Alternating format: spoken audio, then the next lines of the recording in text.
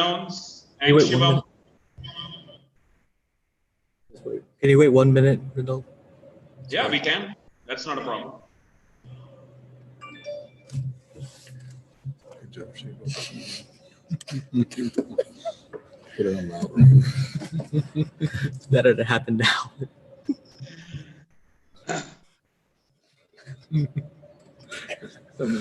Okay, now you're good to go. Okay. Very good evening, everybody in India. A very happy National Sports Day. Of course, today being the National Sports Day in India. And thank you very much, Coach David Jones, Miley Jones, and Shivam. Of course, I think I talk to you more often than I talk to my wife. So good morning to you as well.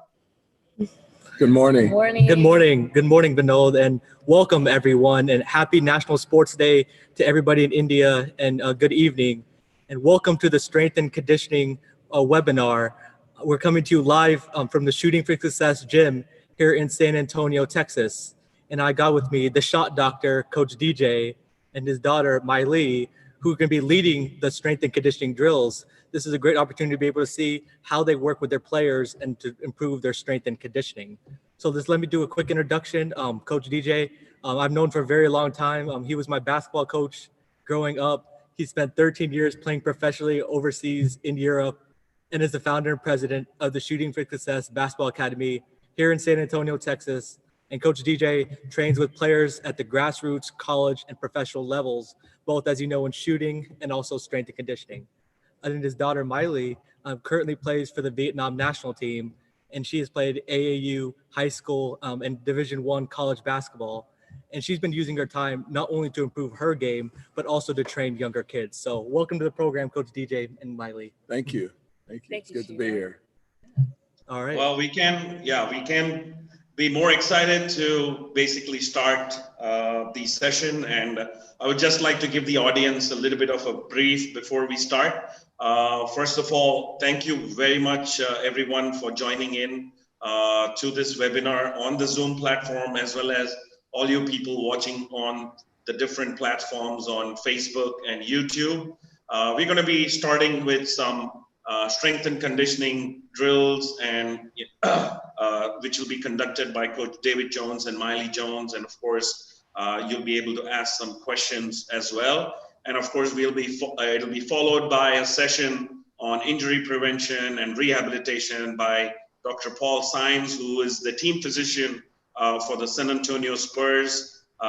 So we can have a better, credible people to show us what you can do in terms of improving your strength and conditioning, and of course, preventing yourself from getting injured while playing the game of basketball or any other sport that you're playing. So, and if you do have any questions, I do request everybody to please type in your questions in the Q&A section of this Zoom platform. So if you, and we'll be more than happy to get it answered by either Coach DJ or Miley or Dr. Paul Symes. So once again, thank you very much. So let's get the ball rolling. Coach David, Miley. We're ready. Yeah. All right. We're ready. All right. Wow, okay. So great. So once again, thank you very much. And so let's get the ball rolling. So Coach David, the floor is all yours. The gym is yours. So it's totally up to you to wow the audience right now.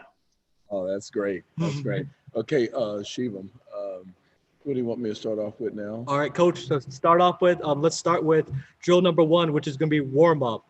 So this is very important because this is during this time, players may not have had the opportunity, to work out as much, or maybe they're working out at home. So it's important before you start your strength and conditioning. It's important to really warm up and get your body started. So, Coach, ready for some warm up drills? Yeah, we'll start Miley off with the jump rope. All right. And Miley, if you can just stand at the free throw line area. So a good way to warm up your body, and is really good using a jump rope. It's a full body workout. You're working your arms, you're working your leg, and really getting your heart rate up and get the blood flowing through your body. So it's a really good way to warm up. I have Miley do this every day, and she's actually pretty good with the jump rope.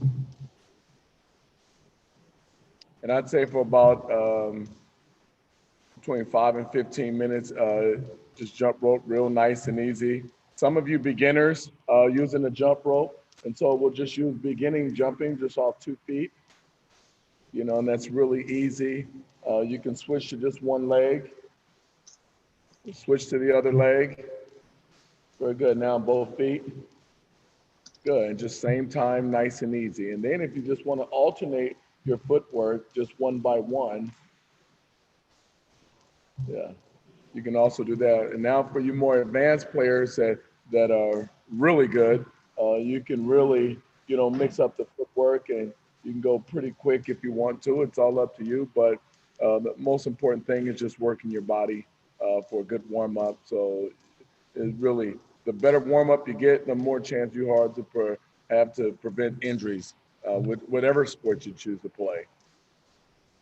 Okay, very good. Very good. All right, what do we have next, Shiva? All right, so now moving on. So thank you, Miley. That was some pretty good. great jump roping. So now moving on, let's start with speed, quickness, and agility, which is very important not only for basketball but all sports. And these drills are very important to do as much as possible to be able to improve on your speed and quickness. So, Coach, take it away. So good. We have our guests today. We have Giuseppe Sessi. Good. No. Yeah, we have Napat Taputakul. We have Keshav Vijay Kumar. I'm gonna say hi. Here we go. And then last we have Dakshan Denali. Okay, good. And we'll go through some easy footwork ladder drills. And so everyone line up behind Giuseppe, and then 1 foot in each space. Some of you that have, go ahead, go.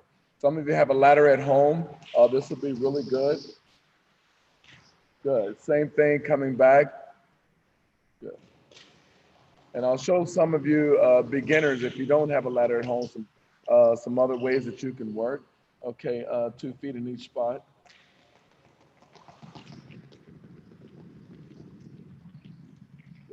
And it's a lot more fun when you work as a group. Just makes it a lot more fun when you do it that way.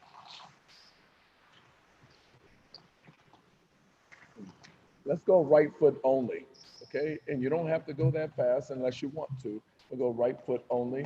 So it's just hopping, really working the joints and the tendons and making sure your body stays healthy. Go ahead.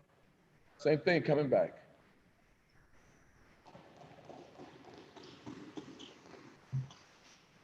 Now go left foot. Very good. And you can see these guys here, they range from sophomores, juniors in high school, all the way down to 6th graders. And so this is the difference in the level that we work with here. Okay, Iki shuffle.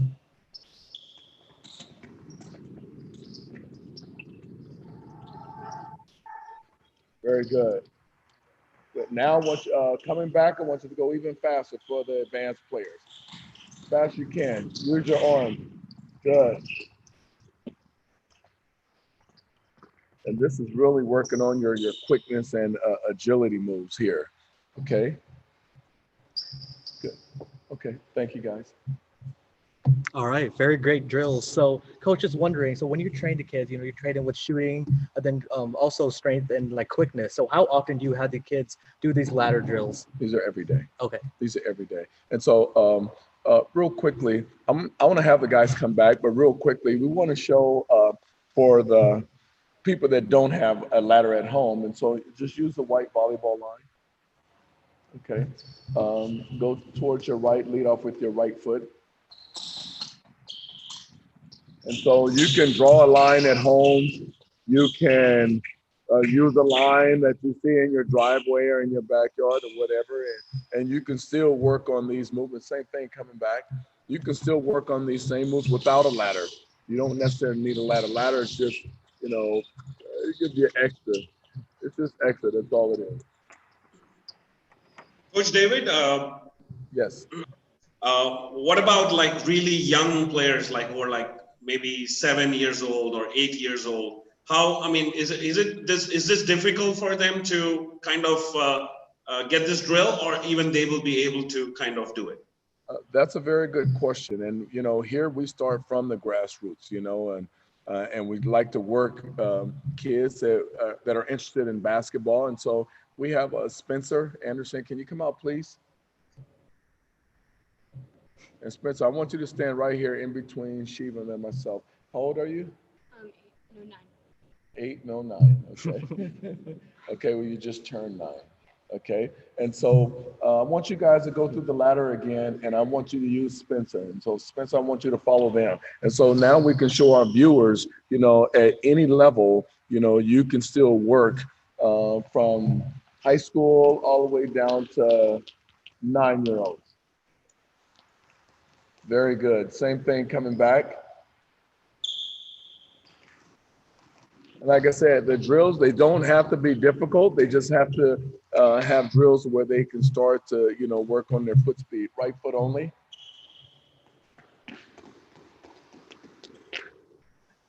And as you can see, Spencer is 9 years old and he can keep up with, everyone. But like I said, these are the easy drills.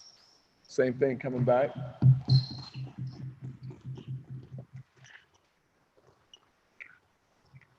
And we'll do a good one here. We'll go 2 feet in, 2 feet out, 2 feet in, 2 feet out. Okay, go ahead. And you're gonna go at the same time. Good, Doc Shin. Good, Spencer. Good, Doc Shin. Good, Spencer. There we go. And coach, how often do these kids, do these kind of drills? Do they have to do it every day, or do you? Yes, we do these every day because especially when you're working with the grassroots, it helps them with their mobility, it helps them with their coordination, and really strengthening their joints and their tendons at a really young age, which is important for basketball, and for any sport that you choose to play. And coach, how many times do you have them go back and forth usually on the ladder? On the ladder, we work for about 15 minutes, okay. 15 minutes a day. So we'll do the jump rope 5 to 15 minutes. We'll do the ladder for about 15 minutes a day. And it really helps. Thank you, guys. Thank you. Yeah, thank you. Awesome. Well, thank you, coach. So now moving on. Sorry, just one audience who asked the question, like, how often do they practice? So I hope that answered his question. So the more you do it, the better it is, of course, because if you want your child, or if you want to improve yourself, the more you do it, the better it is. Absolutely. And what we have with our club teams here, especially with Spencer, with his young age, we don't want to, overwhelm him every day with, basketball. So his club team practice twice a week. But we do give them things to work on at home in their own time, and that way they're not spending most of their time with us, because education is important for us, and that's the main goal, that they keep their education at a high level, and then twice a week come get some fun training time with us. Sure, it's a great balance. Yeah. So I would just like to once again remind the audience that some of you have raised your hand probably to ask a question. So we will be having a separate Q&A time so that you can direct your questions to either Coach David or Dr. Paul Saenz, who's going to join us later. So just have some patience. We just want to have some demonstrations first, and then probably we can have a full session for the questions. So thank you very much, everybody. Sorry, Coach David, you can continue now. No problem. No problem. And next we're going to start with we'll do another quick speed drill. We'll make and I love doing this, 10 shots in a minute, and we'll go mid-range shots. Giuseppe and Pat, can you move the ladder to the white line, please? And we'll have Miley, and Miley, move the sign in, please. We'll have my lead do the shooting, and she'll make 10 shots in a minute. We do this timing a lot because it's working on a lot of your conditioning, and endurance, footwork, dribbling, focus, shooting. So this works on a lot, at one time. And so I really love this drill. And so my lead, go ahead.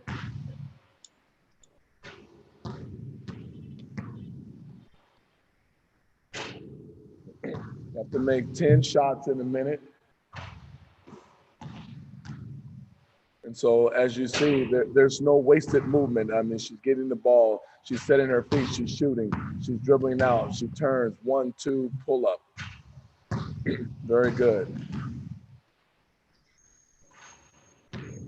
There's a maximum 2 dribbles with this drill. You can take 3, but more than anything, you're really trying to make the time, really working on shooting the basketball quicker footwork, your speed, being low with the dribble, and also working on ball handling.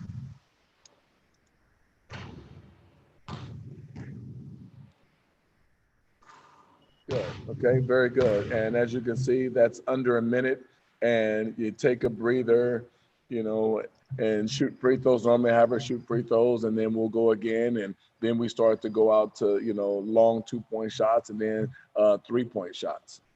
And that kind of drill helps you work on not only like your conditioning, but like you have to be focused and your shooting also. So it's a great drill, like Coach said, that works on kind of all around. So Absolutely. Awesome. So now moving on to drill number 3, which is improving balance and core training. So I'll let you take it away, Coach. Okay. And I'll get up and I'll have my lead come out again.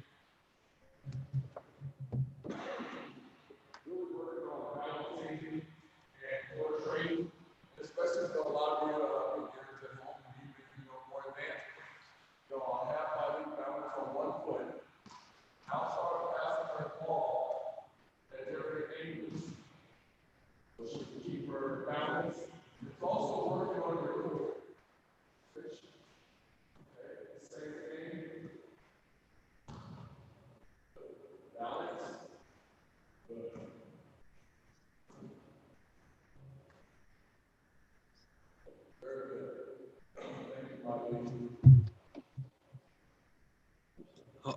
Shivam, can you just ask Coach David, explain how long somebody can do this to improve their balance? Yeah, this is something you should work on every day. Something you should work on every day. You don't have to be in a gym to work on this. You can work on this at home. You can have your parents or one of your siblings, if you have any, pass the basketball to you and balance on 1 foot and keep alternating your feet. And Coach, can you explain why core training and balance is so important, not only in basketball, but other sports as well? In any sport that you choose, the lower part of your body is going to be the strongest part of your body. And then having a strong core and then having strong legs is going to help you with balance. It's going to help you with power and just help you be a complete player. Very good. And also, so now anything else on the core in training? Yes, we have a lot on core and training. I'll get Giuseppe and Pat come up, please, and get a basketball. Just go to the free throw line. Good. And so now I'll have them do, just do 3 push-ups without the basketball. So this is really working on your upper body strength. And then now put the ball in your right hand and do 3 push-ups.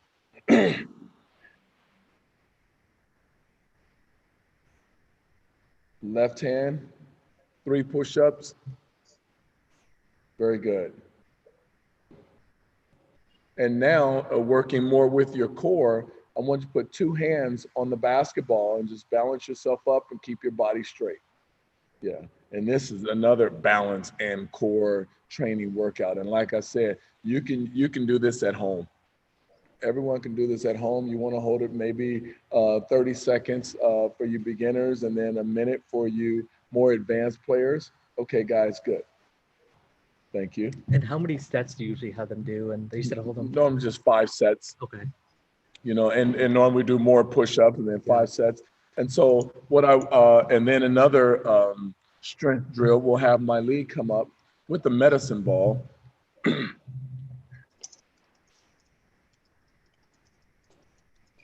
Malia will come up with the medicine ball, and this is, if you don't have a gym where you can have weights, she's gonna lie down on her back, and she'll have the medicine ball. Some of you don't have a medicine ball, so you can use a basketball, and we'll have Dakshin and Keshav come up with a basketball. And so she has her feet approximately 6 inches, and then she's just pushing the medicine ball up higher. The other two guys are younger. You don't want them lifting heavy weights. And so they're doing the same thing. Dakshin, lower your feet. Good. Okay, good. All right, now sit up, please. Hold your feet up, cross your feet.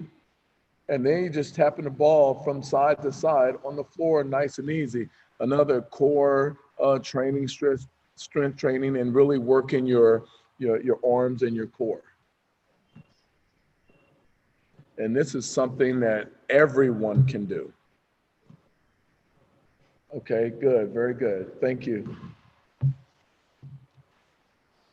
Yeah, like Coach said, this is something that you can do at home or wherever, and you could use a basketball if you don't have the necessary equipment. So now moving on. So improving So Coach, do you have some drills that you would like to show us? Yeah, with conditioning, and I'll get up.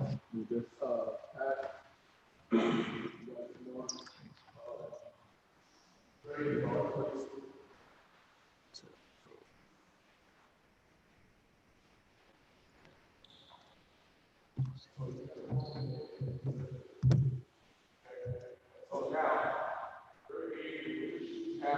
these are just short sprint drills that work on not only your conditioning, but your speed and also your quick change of direction. Okay. Okay. So Giuseppe and Kevin is going to have for tonight. If you back to the next two, back to the next one. It's a short breather that you get, but then you're constantly sprinting. Okay. Go.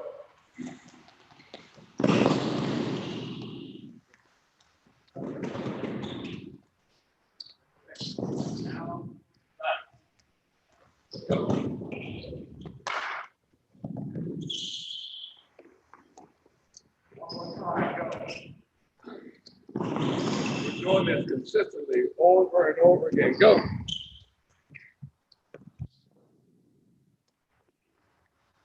Go.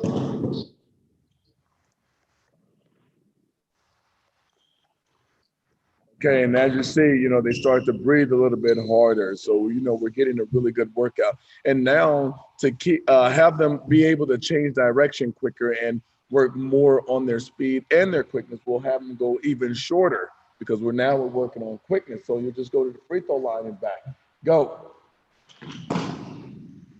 Go. Go. Go. Go. Go.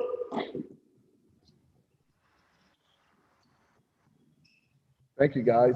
Thank you. Thank you. Great drill. I like that. That's great. That's excellent drill. They get real intense with it as well. It does. It's like a kind of competition, Right. trying to beat the other guy. So what about outside? Like if you don't have a gym, can people do this outside also? You can do this in your backyard. You can do this in the driveway.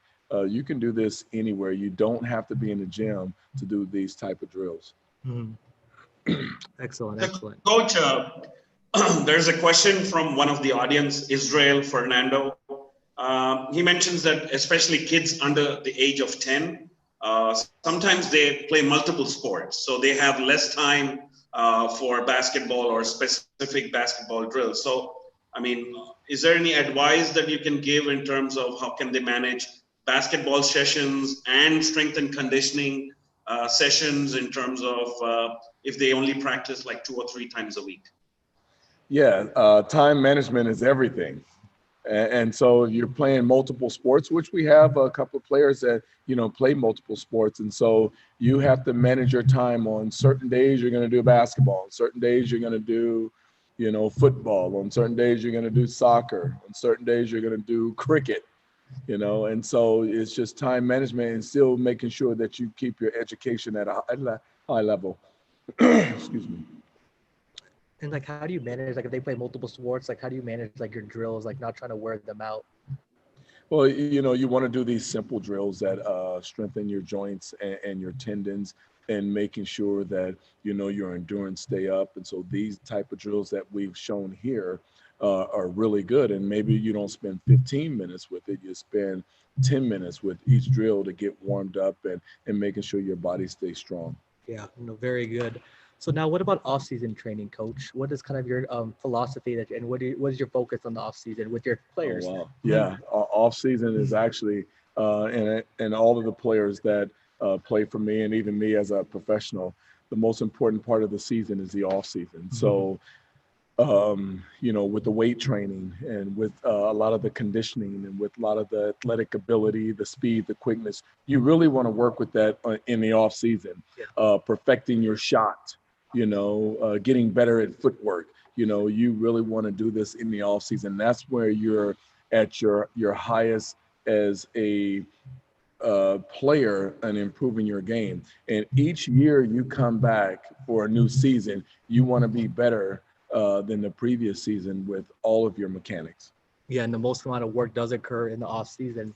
So like, how often do you kind of work with your players in the off season, like particular like days of the week? We normally go 6 days a week. Okay, I yeah. give them one day off. These are young kids that are really trying to get to a collegiate level, and some really have the aspirations of playing on a professional level. And so 6 days a week through the off season, and the off season is 4 months. And so that's when we really attack it. Yeah, that's a time too, right? When they have the time to improve their skills. So now, Coach, I would like you to introduce kind of your players that are here, to kind of give everyone a glimpse about them. Okay. First, we have, of course, my daughter, Miley Jones. Hi. Yeah. And Miley plays professional and play on the women's national team in Vietnam because of the pandemic. She's here, and actually we've used this time to our advantage to gain an edge on everyone else with everything that we train, everything that we've been doing to gain an edge on everyone else. And so, Miley, if you want to say a little bit about yourself, it'd be great. Hi, India. Good evening. Thank you guys for having me. Honestly, it's been so much fun, and I'm really glad I get to share these strength and conditioning drills with you guys. But for the most thing, just trying to go off of what my dad said, is off season is so important. And because I don't have any current tournaments, I make sure that I use this time to really perfect my skills.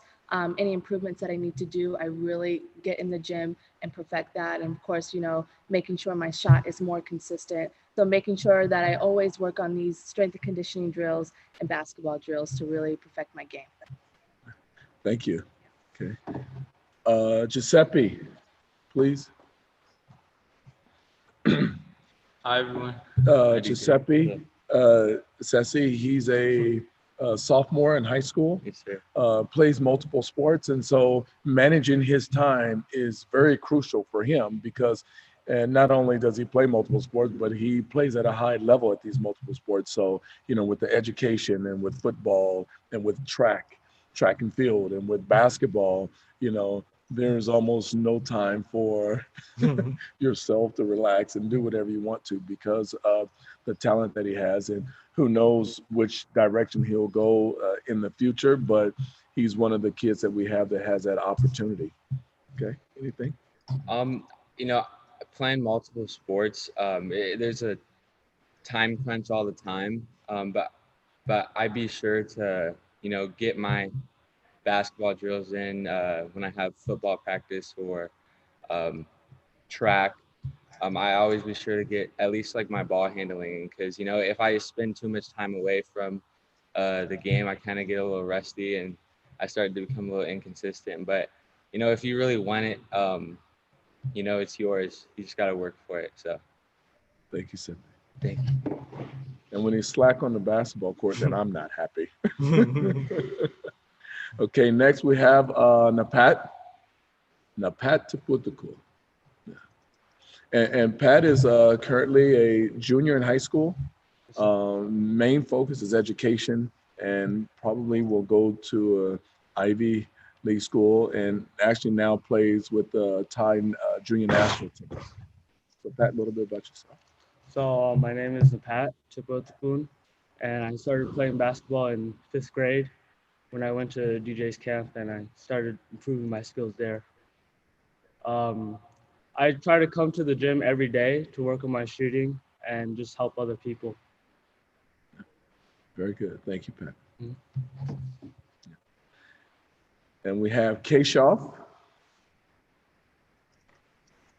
Vijay Kumar. Yes. Keshav is currently a 6th grader. And so tell a little bit about yourself. I am Keshav Vijay Kumar.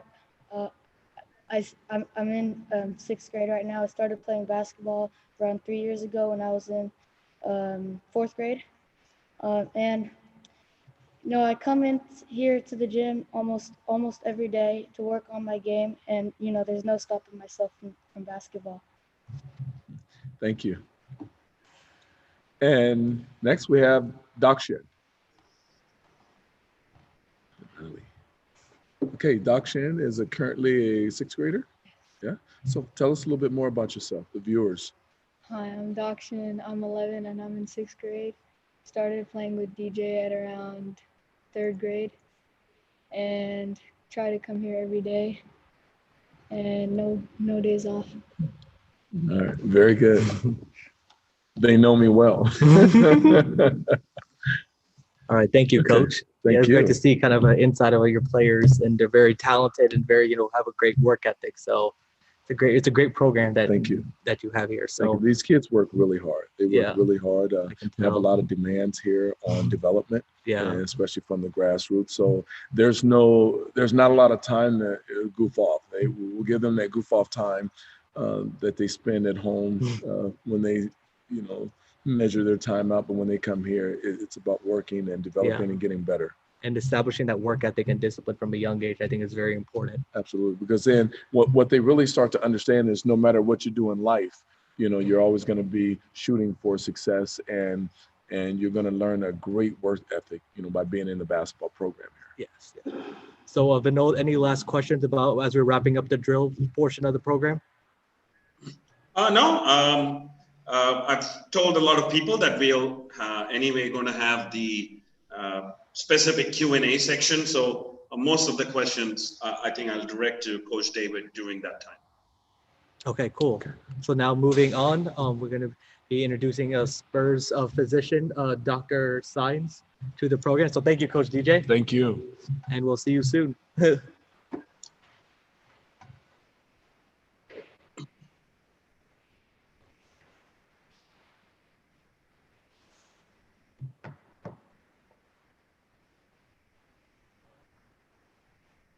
Good morning, Dr. Sines. Good morning. Thank you very much for coming. Well, thank you for having me. We're very excited to have you here. Being a Spurs physician for 21 years. So let me just introduce you to the audience. Dr. Sines is a native of San Antonio, and he's been a Spurs physician for 21 years in his current role. He also served part of the medical staff in the 1996 Olympic Games, as well as being the team physician for Team USA in the 2012 Olympic Games in London. Dr. Sines throughout his career was voted one of Texas's top sports medicine doctors multiple times throughout his career. And now he also spends his time educating young medical professionals and giving sports medicine talks all around the country. So Dr. Sines, welcome to the program. Thank you. It's a great opportunity. Hello, India. All right, so now we're going to be doing a round table session. So first I would like to start out with asking you there's a whole Spurs sports medicine team kind of behind the scenes. So kind of tell us about those people and then like their roles in their with the Spurs. Well, it's interesting because as I started my career 21 years ago, our sports medicine team was comprised of 2 doctors, a sports medicine doctor and an orthopedic surgeon, and 2 athletic trainers. And we were responsible really for the maintenance of the health care and wellness of the players. And it has evolved over the years. And this has really been one of the areas where I've had some really professional growth. Yeah. Our team now includes PhDs in sports science, physiotherapists, athletic trainers, strength and conditioning coaches, and a lot of research is being done. Some people's jobs are dedicated entirely to doing research, all with the aim, of course, of keeping players healthy, preventing injury, and optimizing their performance. Mhm. So everybody used to have their own domain, and now we're all melded together with the common theme of how can we get the most out of our athletes Yeah. from a performance standpoint. Exactly. We'll call in specialists such as sleep specialists, sports psychologists. So the team has really expanded Yeah. for the overall management and wellness of the athlete. Well, that's awesome. So now I got to ask you about some common injuries, specifically in basketball, as you know, with the players being bigger and faster, and it's a very high contact sport. So some common injuries in basketball are like, ACL, knees, ankles. So kind of describe those injuries and kind of tell us more about them. Yeah, still far and away in basketball, the most common injury is to the ankle. And you've got some pretty big feet, out there with these players. And it's not uncommon for one player to step on another player's foot and induce a sprain. Of course, these guys move with such agility and speed that sometimes that induces the injury. So the most common injury in basketball remains the ankle sprain, which are ligament injuries. And they can be quite severe. Sometimes they'll hold an athlete out as long as a month. Oh, man. On rare occasions, they'll require surgery. Of course, the dreaded injury in basketball is the anterior cruciate ligament rupture or the ACL injury. And this usually causes an athlete to lose a full season and require surgery. Mm-hmm. So you do the best you can in prevention of injuries, but with sports comes injuries. Yeah. And so the training that Coach Jones talked about, the preparation ahead of time, all is very, very important in injury prevention. Yeah, I know that's very important. So, Vinod, I'll let you take it away if you have any. Go ahead with it if you have any questions. Yeah, of course. First of all, thank you very much, Dr. Paul Sines. I mean, it's so exciting to have you. And I know we spoke briefly yesterday, but I know thank you for coming in bright and early today morning, being on a weekend especially, but thank you for taking out your time. Of course, I mean, I just want to ask you because in the Indian context, I mean, the problem is we play in a lot of outdoor courts, right? Hard surfaces, maybe concrete surfaces or even asphalt surfaces. So of course, I mean, there's a lot of, injuries, especially to the knees and ankles. Is there any thing that we can do to prevent ourselves from getting, injured more often? Well, that's a really very good point. And that is that training surfaces, or what we refer to as the athletic environment, certainly can affect injuries. So if you're very fortunate and you're on a suspended wood floor like you are here, then it does minimize impact loads. And then moving to an outdoor surface such as concrete or asphalt increases that load. So then overuse injuries seem to predominate. Things like stress fractures, tendonitis, what is commonly referred to in the US here as shin splints, or an athlete gets lower leg pain. Those are common injuries. So prevention in part also has to do with the equipment that you put on your feet. And so a good shoe made for and designed for that particular sport, in this case, we're talking basketball, is very important because then that allows for the absorption of the load, the absorption of the stress. So whenever possible, the appropriate equipment on the feet is tantamount to avoiding injury. And then it's really volume as well. So cross training, as again has been mentioned earlier, is very important. It's not all about being always on the basketball court putting up shots. You can find a grass field and you can work on doing core exercises that will translate to performance on the basketball court. So really a variety of cross training is also advocated there.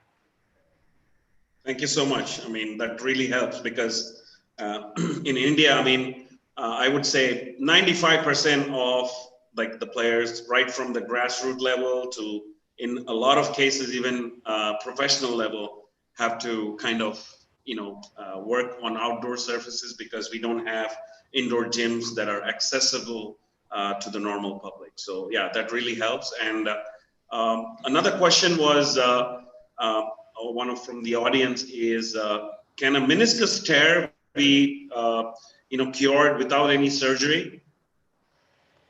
Well, meniscus tears can be a little bit precarious, and they can though, however, sometimes be managed non-surgically. It's really about having the information regarding the location of the meniscus tear, and that's really what guides us. Of course, the challenge, of course, is do you have the technology? Do you have an MRI available that allows me as a physician, to view that meniscus tear and then make a prognosis or determination of whether we can try to treat this non-surgically? And if you don't have that, and oftentimes even here in the States, we may have individuals that just don't have the ability to get to an MRI. And so you manage that by time and observation and easy rehabilitation exercises, and for at least a period of time, avoidance of twisting, pivoting activities. And you see, just if that meniscus tear, given a few weeks, will start to get better. Thank you so much. Shivam, go ahead, please. All right, Dr. Steins, I got to ask you, as a Spurs fan since a young age, you've been with the Spurs for 21 years. You worked with some great players, Duncan, Ginobili, Parker, and Robinson, and among others. So do you have a Spurs story that you want to tell us? Being with the team 21 years, there's actually a lot of stories, and you get a tremendous opportunity to network with the players, and you travel with them during playoff games. You're with them in the locker room.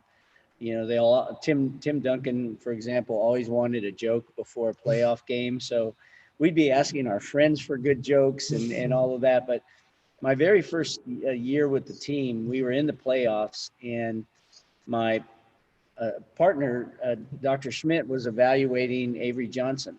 Yeah. And he had him on the table, and I did not know that Tim Duncan was right over my shoulder, looking over my shoulder. That wouldn't be hard to look over my shoulder. And I'm watching Dr. Schmidt evaluate Avery Johnson's knee.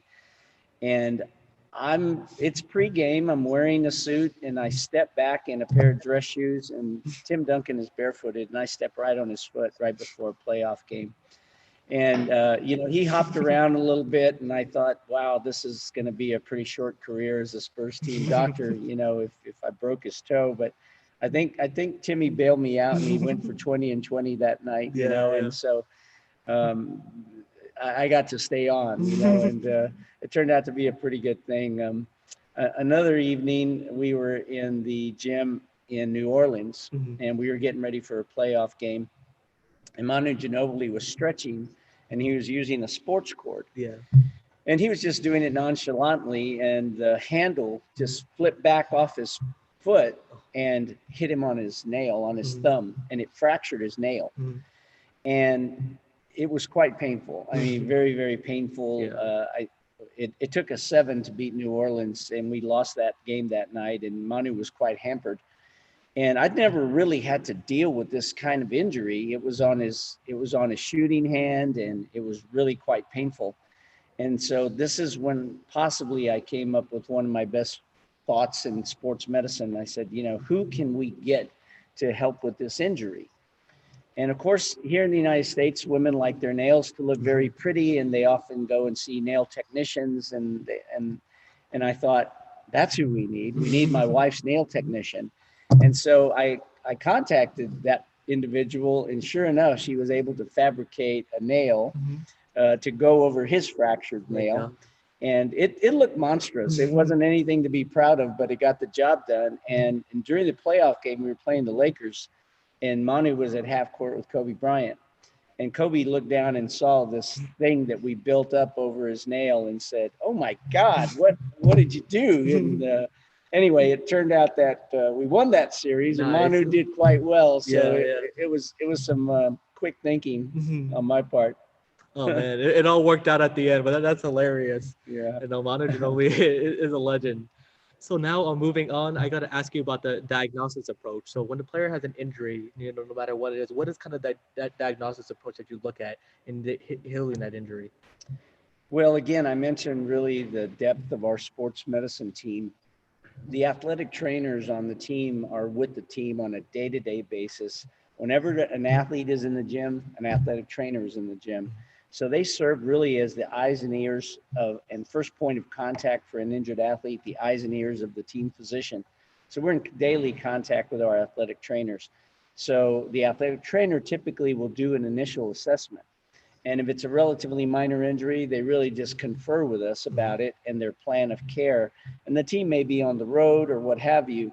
And so that takes place. But obviously, more significant injuries come into the office and they're evaluated by us. Invariably, they may involve taking x-rays if it's an injured bone or joint.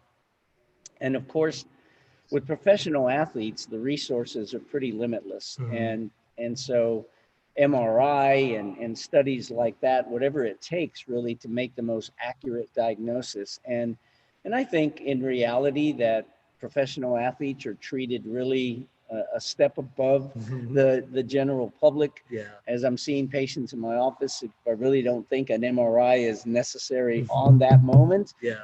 It won't be obtained. But in the case of professional athletes, it almost always is obtained.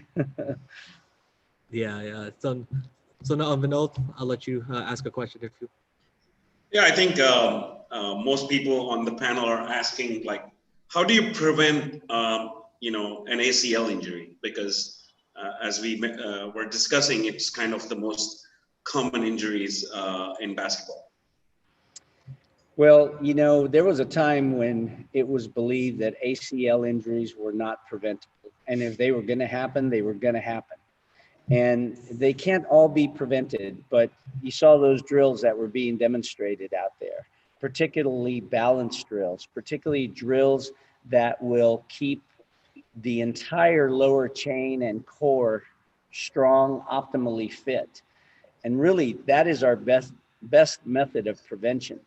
And particularly as we deal with the female athlete, that's really important because musculoskeletally and biomechanically, men and women work a little differently. Boys and girls work a little differently at the hips and knees.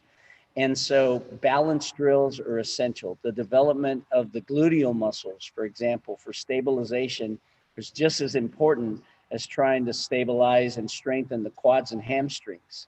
So there are jump drills, for example, some of those were demonstrated.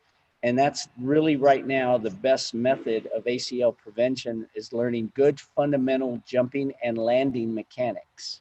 Again, particularly for the female athlete involved in jumping and cutting sports. It's really come a long way. And overall, the reduction of ACL injuries has been reduced with these advanced training methods. Thank you. And also another, especially, is the patella tendonitis or jumper's knee, as they call it. Is it manageable, or is it something that you can prevent from happening? Sure, that can be a really chronic injury and a nagging injury, as you mentioned, jumper's knee, alluding to either quadriceps tendonitis above the kneecap or patellar tendonitis below the kneecap. But it all involves what we call the extensor mechanism that involves the quads. So again, a balance between quadriceps on the front and hamstring musculature on the back. There's a ratio that we shoot for there. Then there's the strengthening of the glutes, etc. And then, but everything begins at the feet. So the first thing that we do is evaluate an athlete's feet and ankle mechanics, foot and ankle mechanics. So if they're flat-footed or if they're high arched, it's all about the absorption of load. So overuse injuries like jumper's knee are related to cumulative load. And so we need to distribute that load as best we can with the use of appropriate footwear and then balancing musculature, improving flexibility and strength from the foot up. And that's our best method of prevention. Athletes who begin to have some element of symptoms, begin to develop some achiness around their kneecap, pain when they go up or down stairs. First method of prevention is they should work on stretching those quads and icing after workouts. Yeah. Well, that's very interesting. So, Dr. Saenz, you also work with a lot of grassroots athletes. So, kind of ask you, in all sports, what kind of this grassroots rehab process kind of look like? Well, as we alluded to, the resources available to professional athletes is limitless. Yeah. But if you're playing any sport in the surrounding areas of San Antonio, and I'm sure in areas of India where you don't have all those resources, then the things are really focused on prevention. Mhm. So adequate strengthening, adequate nutrition, adequate hydration, working the core, all those things are fundamentally important for the prevention of injury. So it's best to hit it on the front end. But then if an injury does occur, sometimes rest is part of the equation. Mhm. And that doesn't mean to an athlete that you simply stay at home and do nothing. It means that you find something that you can participate in. Can you swim? Can you ride a bike? Can you mainly work on lifting upper body while you give your lower body a bit of a rest? Yeah. So reduction of load is super important. Don't underestimate the value of pre-warm-ups. Mhm. So we saw Miley working out and doing jump rope before. So that's a way of pre-stimulating the muscles early to prepare them for a more demanding activity later when the ball goes up in the air, when you start to play. And then don't underestimate the aspect of icing. Mhm. When I walk into our locker room after our game, the first thing is the trainers are busy wrapping ankles and knees automatically, Yeah. every single player. And so that can't be underestimated either. So Yeah. those are the simple grassroots things that can be done.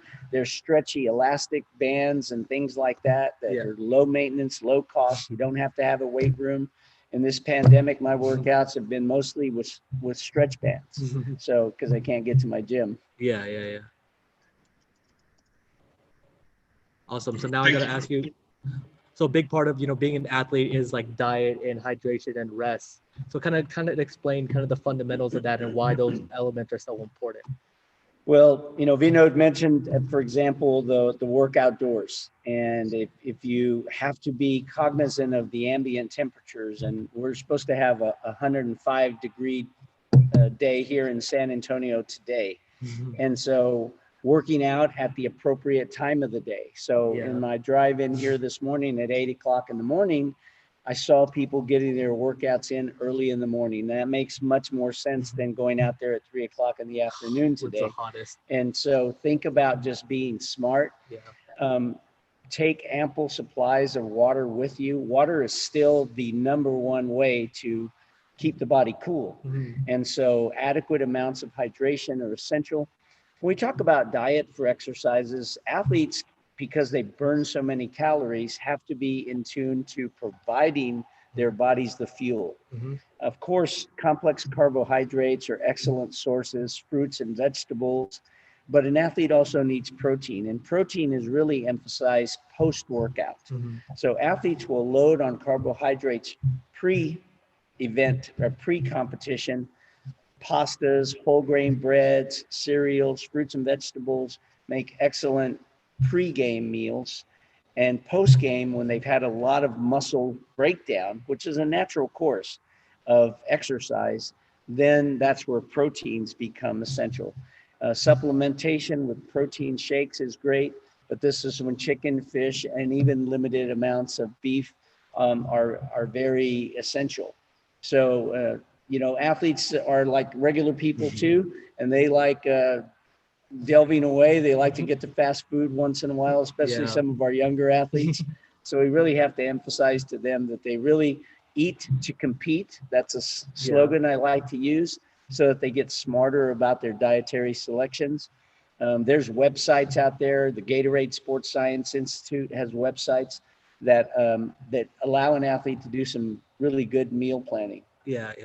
And also, like you said, young athletes, they kind of coming from college specifically, they have those college habits. Now being a pro, like you said, you got to eat to compete and really be able to fuel your body. So I think that's very important.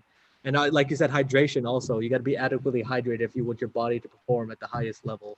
And one thing I have to add to that is the value of rest. Yeah. I mean, really, especially our collegiate athletes, they can be under a lot of strain because they're trying to mix in their academics Mhm. with their training, and that can be real challenging even for our high school athletes. Of course, you know, Yeah. they had their state championship game, but they also have their calculus exam on the same day, and it's very necessary then for our athletes to make sure that they're getting adequate rest Yeah. in the form of sleep. And that's what we mean by that. Yeah. So very, very important as well for injury prevention and overall well-being. I think that's very important. Vinod, do you have anything else you'd like to add?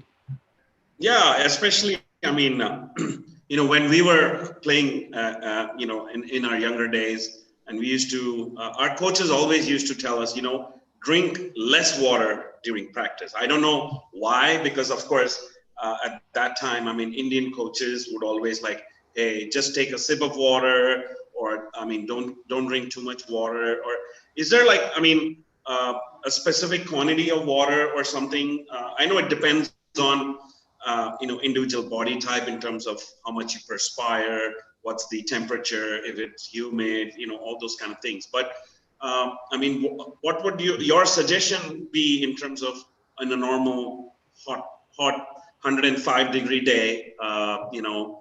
Drink water like every 15 minutes or 20 minutes, or what your suggestion would be? Well, really, you've given the pretty sound advice right there, but it begins with prehydration. So athletes should begin drinking on the way to practice, or on the way to their event, or on their way to their period of exercise. So prehydration, start with a full tank. And drinking breaks every 20 to 30 minutes are really felt to be the best way to go, with cool fluids that are rapidly absorbed. Between 8 and 12 ounces at a time seems to be the optimal amount. So really good coaching does include adequate breaks for hydration. And then a really, really good method of doing this for prolonged periods of exercise is that you know your weight before you begin your period of exercise, and then you also take your weight following the period of exercise. That allows you to replace that fluid loss on a 1-to-1 ratio. So for every pound loss, 16 ounces of fluid should be replaced. And now, finally, if I may be so scientific about this, one thing that is a good way to monitor hydration is actually the color of urination.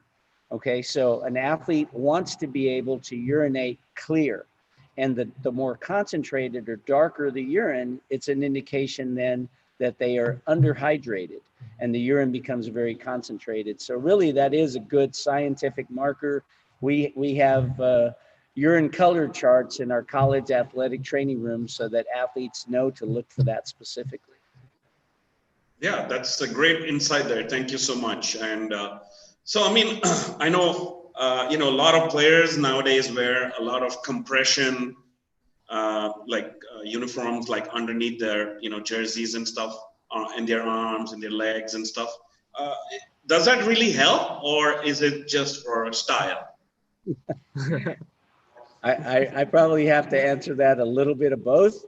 If an athlete has had some degree of injury, let's say we're treating tendonitis of the lower leg, or what is commonly known as shin splints, then I think there is really a value to putting compression around that musculature, and as a means of reducing edema. Athletes have come to like wearing compression sleeves on their shooting arm. And I think that's not necessarily for show, but it has become something that they feel perhaps reminds them to maintain a shooting form. It's really hard to say.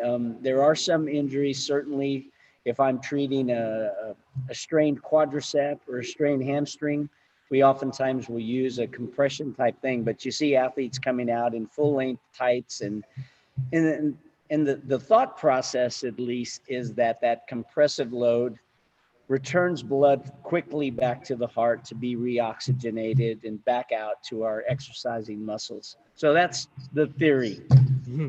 Okay.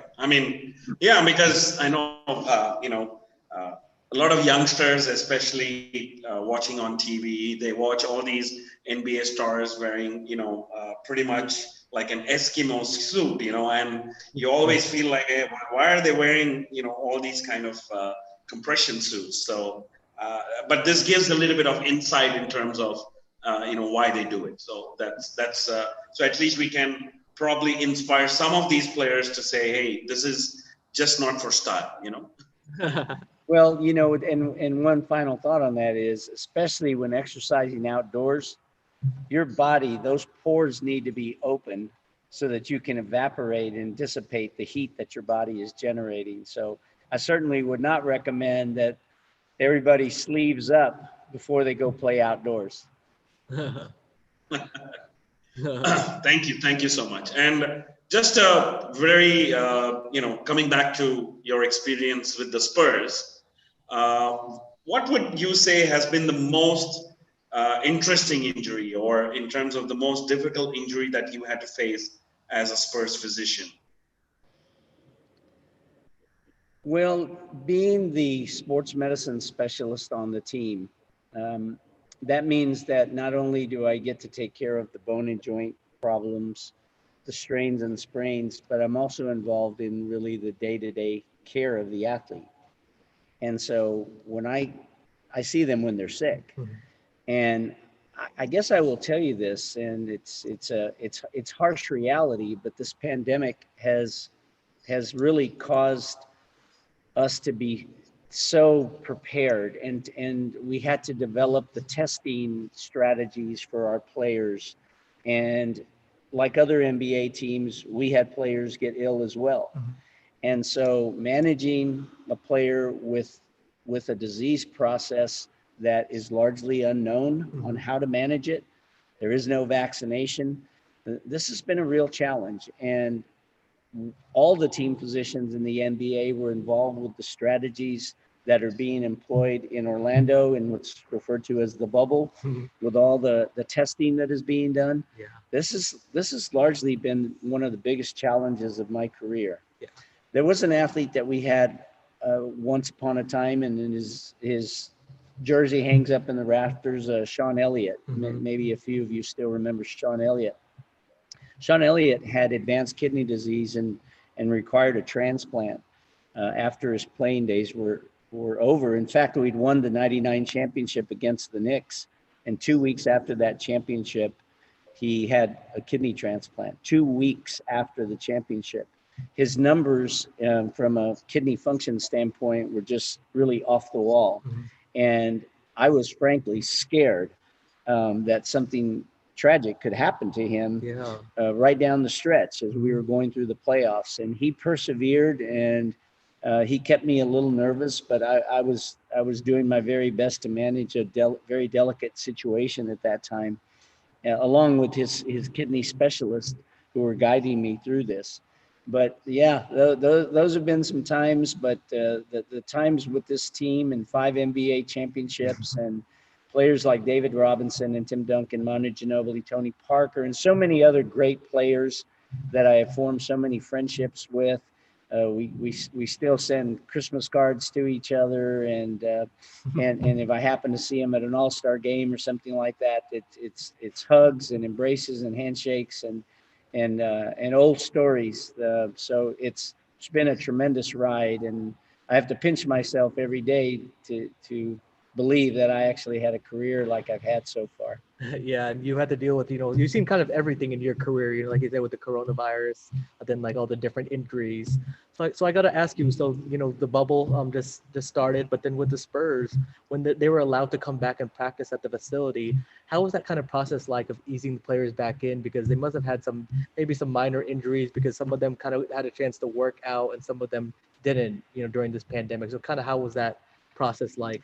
Well, the players are really, they have to make the same adjustments that all of us have had to make. Yeah. So we ask them as well to follow guidelines of social distancing and to wear their mask when they're not around us. When they're in the gym, they're in really actually one of the safest environments because we've made it that way for them. We have delegated times when players can be in, so they don't congregate as a team when they're back here in San Antonio during their workouts. They're coming in for individual workouts or treatments, or workouts with their strength and conditioning coaches or the physiotherapists. All of that is almost by appointment. And yet the gym is sterilized on a daily basis after every single player is treated. Of course, the training room is re-sterilized, and so those are the measures that we're taking place to allow our athletes to come back in. But really, the very same things that we ask our young athletes here, and the protocols that are in place are done to now an exponential level for these high-level athletes. Yeah.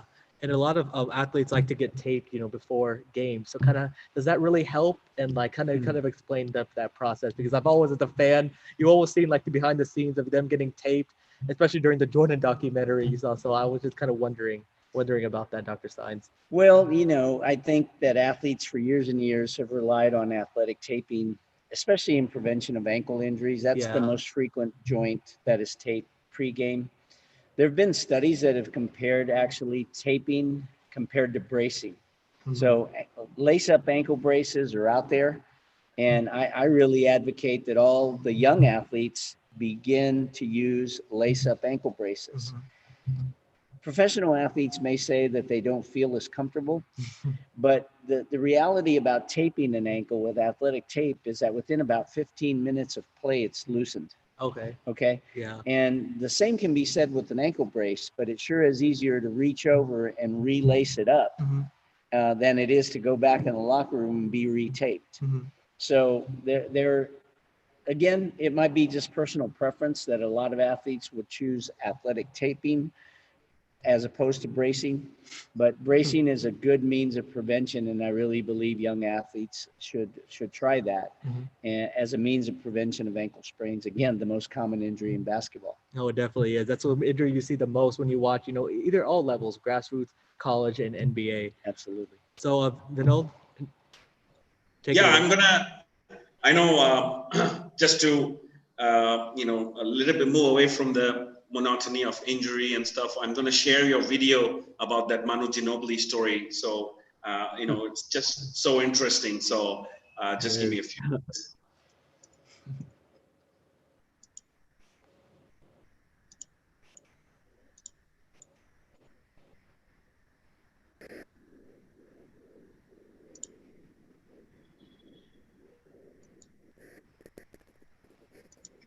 One second. We were sitting in the New Orleans training room before a playoff game, and one of our star players, everybody knows Manu Ginobili, was preparing for a game, and he was using a sports cord, and the handle at the end of his foot slipped loose, came and hit him right in his thumb, and just about took his thumbnail off. So we're in the playoffs, and we were figuring, how are we going to take care of this thing? This nail is really just, it's fractured, it's cracked, and not his finger, but the nail itself.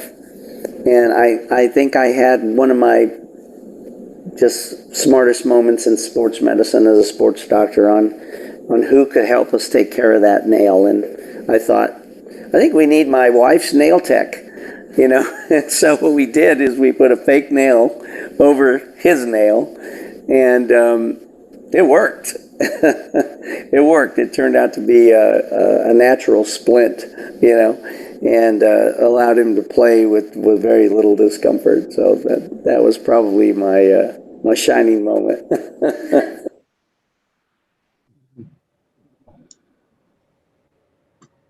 Yeah, Vinod, I didn't know you were going to throw that up there. I wouldn't have bored everybody. And I would have worn a different shirt as well. I mean, I have a multitude of Spurs shirts, as you can imagine. The best thing is at the beginning of every season, it sort of feels like Christmas because we get a big bag of gear. And so every year I go through shirts and shirts. I've got, probably 25 different Spurs shirts hanging. And I wore the same one I wore in that video. How'd that turn out? But sometimes, you just have your favorites, right? So... so just shows that, because you will have so many suits hanging in your closet, but every time you open it, you would want to pick that special one all the time. I guess that's what happened. But nevertheless, I mean, just another audience question. Of course, since we are talking about the Spurs, you've pretty much been, throughout when Greg Popovich has been the coach. I think Greg Popovich has been the coach for maybe 23 years now, and you've been with the Spurs for like almost 21 years. So you're pretty much, coincidentally been there with the Spurs at the same time. So how has it been working with somebody like Greg Popovich? Because for us, when he comes to the press conferences, he seems like a person like a no nonsense guy. I mean, he would answer in like syllables. So, I would like to know your experience. Coach Popovich, first of all, probably wouldn't want me to say anything about him. So I'm going to say all the good stuff. And no, actually, Coach Popovich, I've been so fortunate to have been around him. And one of the greatest things that I can recall in my career is being in the locker room with the players when we've had some really, really important games. Walking out for an NBA championship game, being in the playoffs, there just really is a very, very unique environment. And Coach Pop's ability to connect with players on a basketball level, but also on a personal level, has really been his forte and his strength. I mean, he just really can get to a player by challenging them, sometimes by challenging them physically, but also by challenging them mentally. Can you give me your very best tonight? And of course, it's legendary that he was never ever afraid to get up in any player's face, so to speak. Star player, anybody. Yeah. Star player like Tim Duncan, of course, and I've seen him get in players' faces, and unfortunately, I've seen him get in my face because coaches can get a little frustrated when players don't seem to be getting better. Yeah. And the team doctor is not without the ability to get scalded either. But then on the other hand, he's been gracious enough to take us into his home, and we've broke bread together and had many a meal together, and he's really a very, very gracious individual away from the basketball court. When he's on the basketball court, he can be quite funny as well. He makes the players laugh, but he is also very interested in each of the players as an individual, and he really tries to connect with them on that level. Yeah, I feel like he has a deep bond with each one of his players. You can tell, from current into past players, they talk about how much they love him, how great of a father figure he is. He's always someone that can talk to not only about basketball, but about personal. So I think many a player has said that, expressed those sentiments. And I just think that he can be really a no-nonsense guy in the locker room, but when you get to know him on a personal level, he asks about your family, and he wants to know that about you and your own well-being. Yeah, and you hear about all the team dinners and team events that he loves to do. It's like one big family. The team dinners are legitimary. They're wonderful. He knows his food, and of course we know he knows his wine. And so I've been with many of those team dinners, and the food is pretty good. Yeah, no, I'm sure. All right. Anything else to know on this section for the roundtable? No, I think we're good. I think we can probably have some audience questions for DJ as well as for Dr. Science. So let's give them an opportunity to ask those questions as well. All right. Yep. We're going to bring back in Coach DJ and Miley for the Q&A section.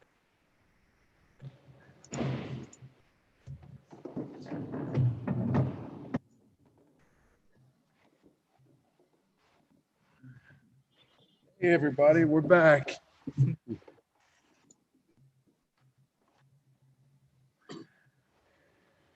Hi, Coach DJ. Welcome back. Hope you had a nice break. Great. It was great, but it's better to be here. Of course. So one of our audience wanted to know, is there any specific drills that you can do to improve your thigh muscles?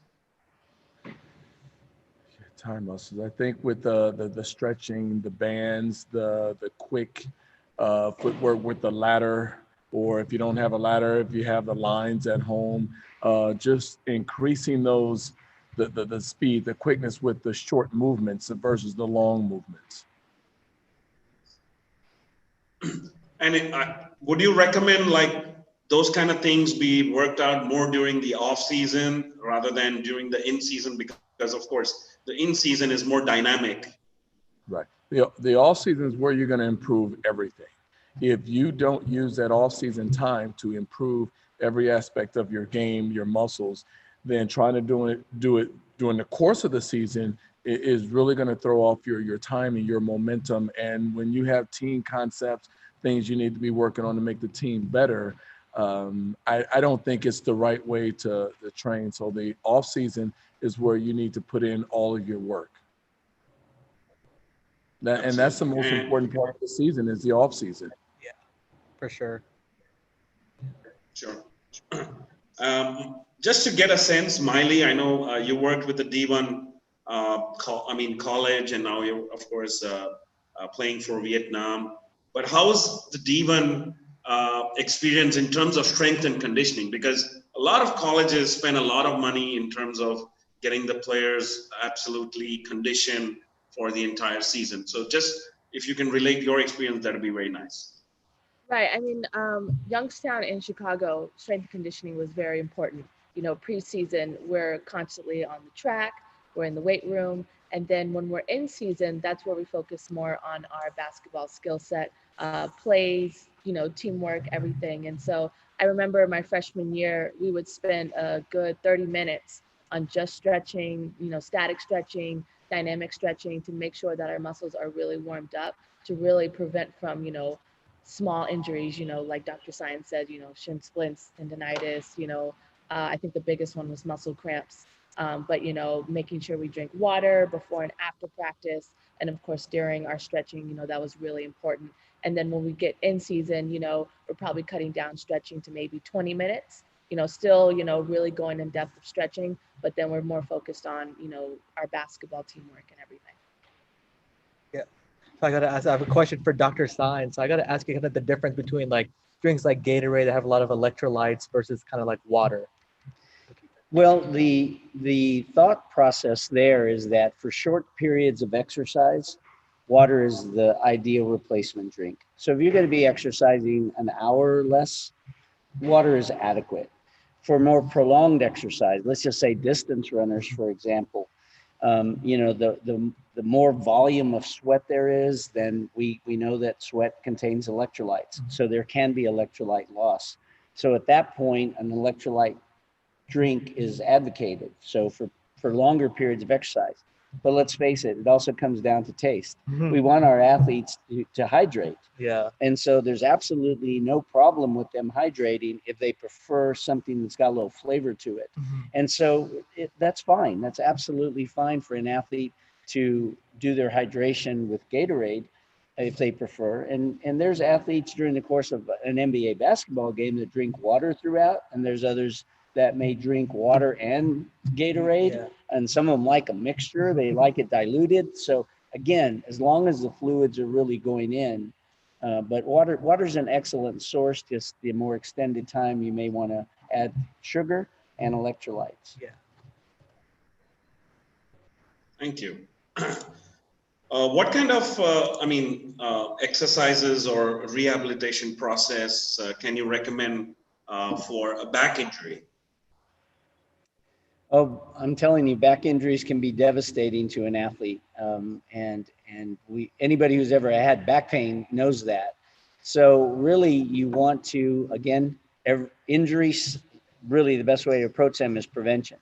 And so developing a strong core, those are, when we say core, most people think only abs, and we don't mean just the abdominal muscles, but also the back muscles, the pelvic muscles, the gluteal muscles, and even the quads and hamstrings. So really everything from the top of the kneecap to the level of the chest, front and back, that's your core.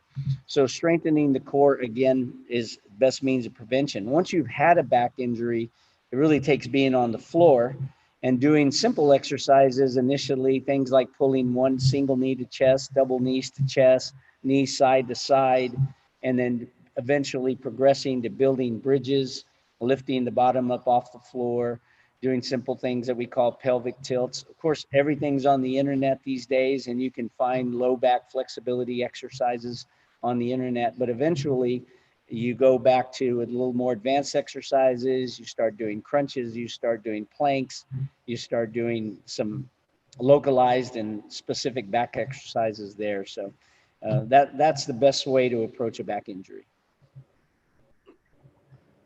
And we have some of our, of course, sponsors, especially Sporting Ethos India. They're a high performance sports science and medicine center located in India. They would like to ask a question. While a lot of players talk about improving jump height and power output, could you re-emphasize and elaborate the importance of focusing on the building blocks towards achieving these goals? I think that would be more related to Coach David Jones. Yes, how they can increase their vertical jump kind of thing. Yeah, and it's a lot of things. You want to make sure that you get a good warm up. You want to make sure you stretch. And like I said, when you saw Mali using the jump rope, that's also good. Running stairs, running hills, doing a lot of jumps. And we have here box jumps, for kids. And that really increased their vertical jump and their power. Having a strong core is actually where it's going to start. If I could add to that, just simply, strength training, and I'm sure Miley can talk about that. Once you reach a higher level of play, strength training really becomes essential to the athlete. And so athletes are in the gym, as Coach mentioned, during the off season, and then they are doing things like doing squats and deadlifts. And this is just plain old hard work in the gym, lifting weights, in preparation not only for performance, but injury prevention. Again, the stronger the muscles, the more load they can withstand.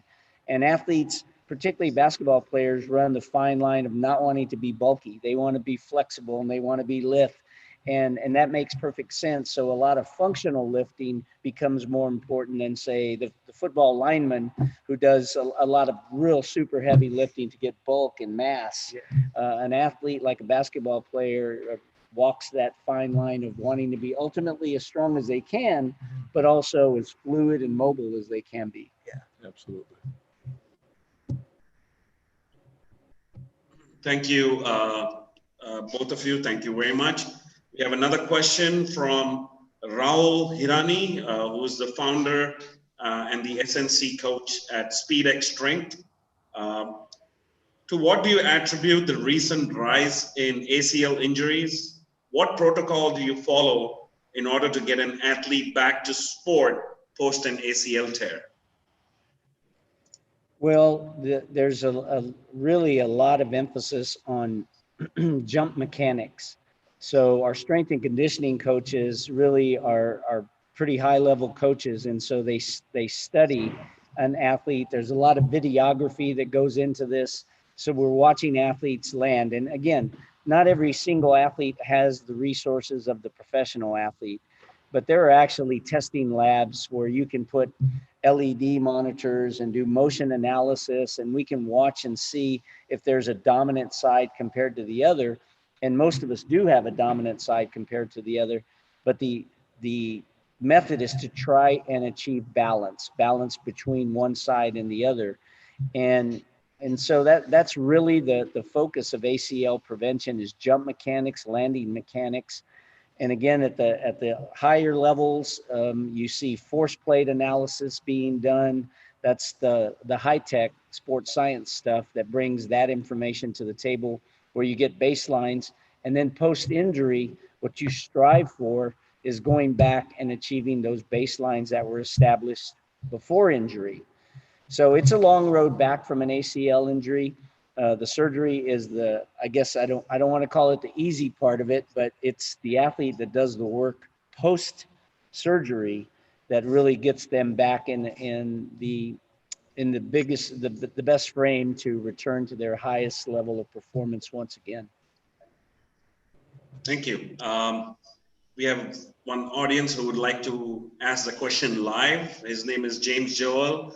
He's from our partner, The Gym in Mumbai. I'm going to ask him to directly ask the question.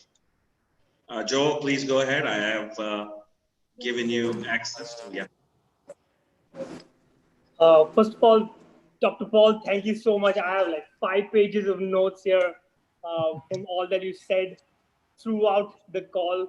So it's been really, really inspiring. And thank you for all the knowledge bombs that you've been dropping on us.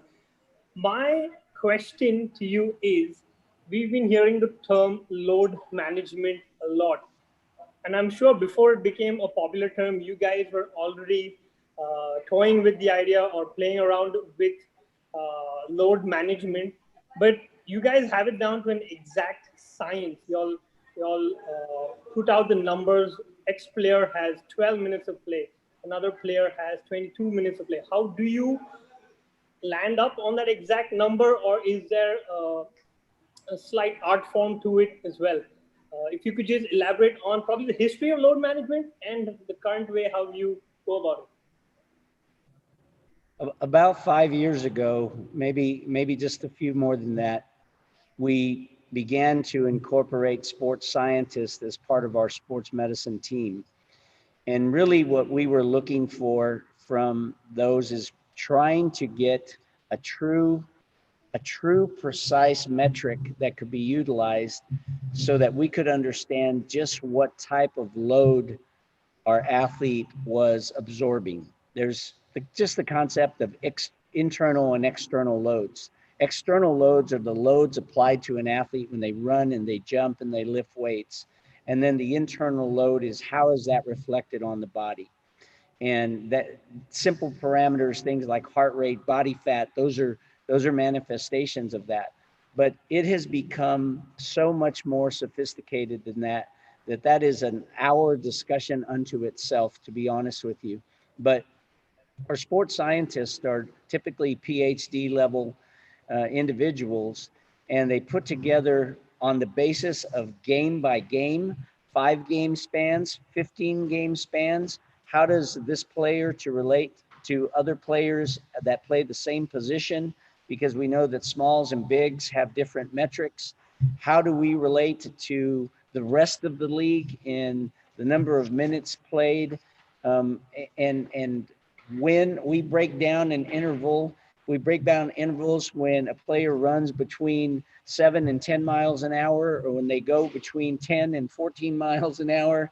There's high-speed motion cameras in every NBA gym. And so you're able to get some metrics. There's times when we're in the gym by ourselves where we'll have our players wear accelerometers, and we're able to determine, again, just their loads. We use force plates in the strength and conditioning area. And that's what determines load. Load management then becomes the stratification of where is this player fit? And to use a real simple way of thinking, is this player in the green for go? They're showing no signs of fatigue. They're showing maximum performance and absorption of their load. Are they in the yellow zone where you begin to have to watch certain aspects that they may be climbing close to an area that they're exceeding their ability to absorb that load? Or are they in the red? And if they're in the red, then that means they've exceeded that capacity. And that's a simplification of it, but that's really the information then that we want to pass back to the coaches, so that we could come to you, Coach David, and say, listen, this player has played a lot of minutes in the last few games, played more minutes because of an injury to another player. And so all of a sudden, this player who was normally playing 8 minutes a game is getting 28 minutes a game. And we don't want to take them from 8 to 28 in a single day. But if an injury occurred last night and we've got a back-to-back, that may happen. And so that guy's got to be ready. So load management is also those players that don't play. They play 8 minutes in a game. They're in the gym the next day getting their work. And the guy that did play 38 minutes that game, he's getting some recovery time. So that's load management in a nutshell. But again, we could spend a lot of time talking about load management, but it's giving players time to recover. And recover's become the new word, and it's not rest anymore, it's recovery. So Coach David, I would like to ask you is there a prescribed strength and conditioning time limit or format for, different age groups? Like, if you're working with like a 7 to 10-year-old, he's got to do in so many minutes. 10 to 13-year-old, he's got to do so many minutes. Do you prescribe something like a formula for that? Absolutely, because you cannot work an eight, like Spencer, a 9-year-old, the same way you would work a 12, 13, or 14-year-old, or even a 16-year-old. An 11-year-old, you don't want to work like you would a 16, 17-year-old. So there are different time limits that you give the younger player versus the older player. The older they get, the more their body can withstand. And so then you want to push a little bit more. But for the younger kids, you really don't want to overdo it. Thank you. Thank you. Shivam, you have any questions from your end? Yes. So thank you for all your answers so far. So I got another question for Dr. Science. So when a player is coming back, from injury after like the rehab process, how specifically do you know when he's ready? Like you point to a game, like, okay, he can maybe try to give it a go. Is it that he has to work out before and have no symptoms or any pain? Well, you're exactly right. And one of the very first things that we do is we pull out the calendar. Yeah. And you can give projections on this ankle injury is likely to take 2 to 4 weeks. It seems like everything in medicine is 2 to 4 weeks or 6 to 8 weeks, it seems like in the sports medicine world. But the reality of it is this: an athlete who's injured goes into treatment. Yeah. Diagnostics first, then treatment. And that treatment is usually relegated by our athletic trainers and our physiotherapists. And so once an athlete can perform what we need them to perform in the training room, we then do a handoff to our strength and conditioning coaches. And then our strength and conditioning coaches prepare them through that process of running and jumping and weight training. And again, what's valuable here is having these pre-established baselines. So you know what an athlete has been able to lift, you know what their court speed has been in doing an end-to-end run. You know those kind of things. So we go back to achieving baseline or very close to baseline. And then we hand them back to Coach Jones. And we say to Coach Jones, now, you know that he's not played for the last 4 to 6 weeks. Yeah. And we believe that we got him out of the rehabilitation phase. We got him out of the strength and conditioning phase. And he's already done sport-specific activities. But now we're giving him back to the coach saying, now you can begin to play him. Now we use some of those load management strategies. And coach is in on the decision-making here. And he knows, okay, I'm going to play him for 5 minutes in the first quarter, and I'm going to play him and we let the coach, and we let him use the strategy of when he wants to use them. Yeah.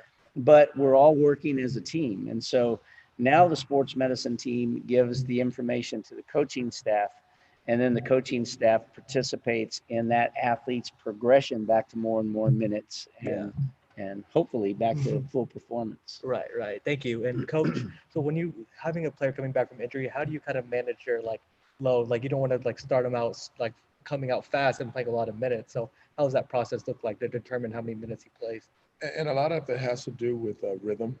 They come back, they need a rhythm. Their biological, time clock is been offset. And so to get that back, to where it needs to be, there needs to be some practice time and, load management, and then have that player work their way up. Every player is different. Some, get back faster, their rhythm than others. And so you always have to play it by ear and, by time and by performance with the development. Mm-hmm. Very good. So Vinod? Yeah, this is one question that I'm going to ask, all three of you. Now, Miley, please answer the question in the perspective of a player, Coach Jones in the perspective of coach, and of course, Dr. Paul Science as somebody, who works in terms of trying to get back to a player. So if you do get injured and, so what is your thought process in terms of trying to get back to play? And I just like to get the perspective of a coach as well as from a sports science specialist, how do you combine and try to come with the best outcome for that particular team or player? Yeah, so I mean, for me, it's when I'm coming back from an injury and I was out for 1 month, then I really work on my rehab and I make sure that, I'm with the doctor, I'm with the trainer, and I'm making sure that, I come, an hour or two before practice to make sure, okay, I'm hydrated. Okay, now I have to do my rehab. And so now when, I'm almost cleared, then I really work on some 2-on-2, some 3-on-3, and then some 5-on-5 half court, because that's slowly working my rhythm back to full court 5-on-5. If I just go right into 5-on-5 full court, right into team play, and I'm only going for 3 minutes here and then 2 minutes here, I'm not really fully getting back my rhythm. So I make sure, I pull, 2 or, 6 girls aside. Okay, let's do some 3-on-3, because then I have to get slowly back into my playing rhythm. And then after the game is over, I evaluate myself. Okay, this was a little painful, or my cuts aren't usually where they should be. And then I go to the doctor. Okay, this is what I think I should work on a little bit more. And then of course I get his input. Okay, when I made this move, this was a little painful, do I need to take a step back? Or, as weeks go on and I'm into 4-on-4 half court or 4-on-4 full court, nice and easy, then I feel almost no pain. And so that's when I know I can take it to a full 5-on-5. But it's, slowly working my way back to my rhythm, the small 2-on-2, the 3-on-3, and then evaluating myself after each game. Sure. So Coach David, I mean, how do you handle like pressure from a player? Because a lot of players are sometimes just, inching to get back on the court, right? Because they just want to play. But you just have to like keep them at bay and, evaluate them and, say, you're not ready. You need to do this. You need to do that, because it can get sometimes, a big point of friction. Yeah. And I understand that, and really trying to explain it to the players a lot of times can be difficult. When a player does get injured, okay, right away we have to readjust, our rotation. And then when the player that's injured, not only does he wants to get back on the court, but he wants to pick up where he left off. And it's not going to work that way. And trying to get especially these young kids to understand that is always the biggest challenge. And so making that team adjustment, and then when the player comes back, it's playing a little bit here, playing a little bit there, see how you fit back into the team rotation and what's best for the team. I know you know and you feel what's best for you, but what's actually best for the team is the route and the decision that we have to make. And yes, we're going to get that player back to top form, but it does take time, and we want the players to understand, think of the team before you think of yourself, and that way we're going to be successful. And so we really continue to push on that. I have some players that, go out with an injury and come back, and right when they step on the court, they're trying so hard to get back where they left off, and they're actually making more mistakes than they would, and sometimes even injuring something else because they want it so bad. And so it's my responsibility to make sure I look out for their health and their best interests, and kind of settle things down a little bit more. And Dr. Paul, I mean, it's extremely difficult when you're working with such a professional team which maintains such high standards. I mean, of course, the recent example has been Kawhi Leonard. There was a lot of, controversies going back there. But I don't want to get into specifics of what happened. But it's just like, how do you prepare that player mentally? Because something like an ACL or something, it just runs in your mind, right, for a player. He may be fully recovered, but it just plays at the back of his mind in terms of whether I'm ready, whether I can put that pressure. So what kind of mental conditioning can you support? I think that's really very cogent points that you make. And every athlete is frustrated by their injury. There's no question about that. That an athlete identifies themselves to certain standards of performance. And so getting them back at a high level of confidence, I think, begins with being able to educate them about their injury, and to really point out to them and demonstrate to them, particularly when you have some baselines, look, you're back lifting what you were before. Your speed has returned, or it's just about back where it was before injury. And yet there's still psychologically could be something in that athlete's mind that is, it's very simply the fear of re-injury. And that is an obstacle that I think coaches play a significant role in allowing athletes to get their confidence back slowly, measuring their minutes and managing their loads. Um, so I think in the context of that, some athletes have really struggled with that. And I'm not beyond asking a sports psychologist at times to get involved in the care of our athletes who have had pretty devastating injuries.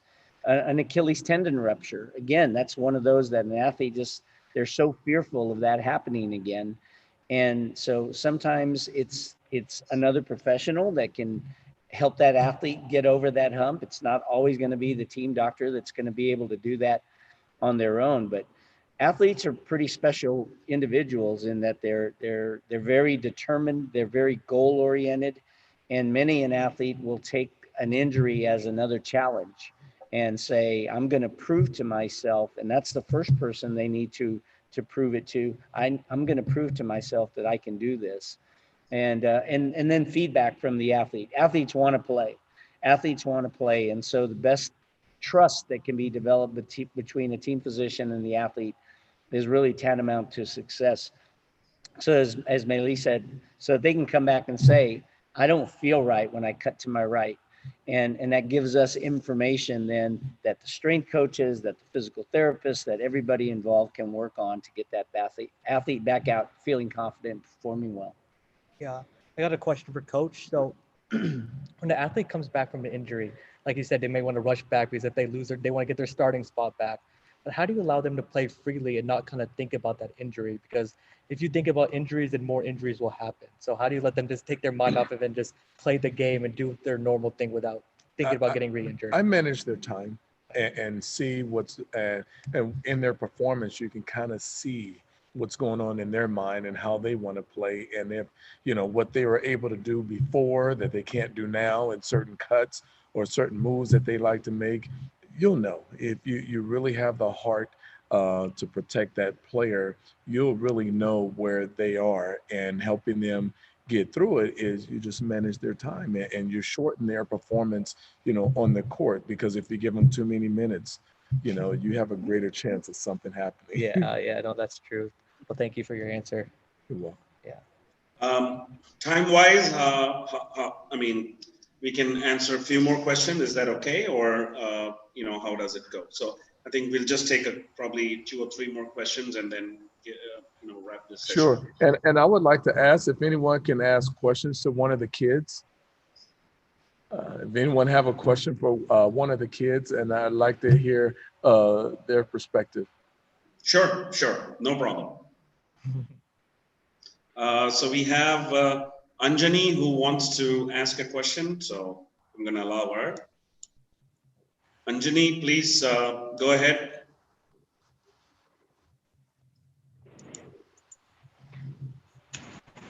Hello.